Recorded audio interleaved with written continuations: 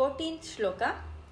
ಏಕೇನ ಚಕ್ರಮಪರೇಣ ಏಕೇನ ಚಕ್ರಮಪರೇಣ ಕರೇಣ ಶಂಖಂ ಕರೇಣ ಶಂಖಂ ಅನ್ಯೇನ ಅನ್ಯೇನ ಸಿಂಧುತನಯಾಂ ಸಿಂಧುತನಯಾಂ ಅವಲಂಬ್ಯ ಅವಲಂಬ್ಯ we will join ಸಿಂಧುತನಯಾಮವಲಂಬ್ಯ ಸಿಂಧುತನಯಾಮವಲಂಬ್ಯ ತಿಷ್ಠನ್ ತಿಷ್ಠನ್ ವಾಮೇತರೇಣ ವಾಮೇತರೇಣ ವರದಾಭಯ ಪದ್ಮಚಿಹ್ನಂ ವರದಾಭಯ ಪದ್ಮಚಿಹ್ನಂ ಲಕ್ಷ್ಮೀನೃಸಿಂಹ ಲಕ್ಷ್ಮೀನೃಸಿಂಹ ಮಮ ದೇಹಿ ಕರಾವಲಂಬಂ ಮಮ ದೇಹಿ ಕರಾವಲಂಬಂ.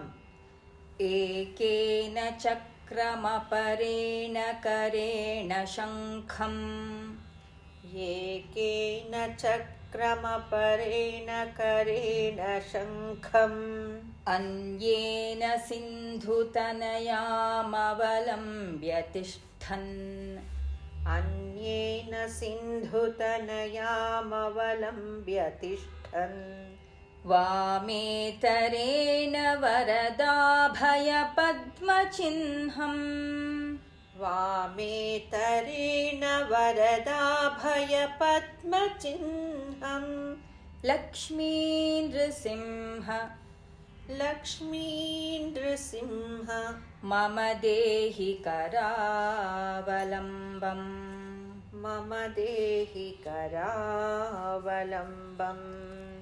ಏಕೇನ ಚಕ್ರಮಪರೇಣ ಕರೇಣ ಶಂಖಂ ಅನ್ಯೇನ ಸಿಂಧುತನಯಾಮವಲಂಬ್ಯ ತಿಷ್ಠನ್ ವಾಮೇತರೇಣ ವರದಾಭಯ ಪದ್ಮಚಿಹ್ನಂ ಲಕ್ಷ್ಮೀನೃಸಿಂಹ ಮಮ ದೇಹಿ ಕರಾವಲಂಬಂ.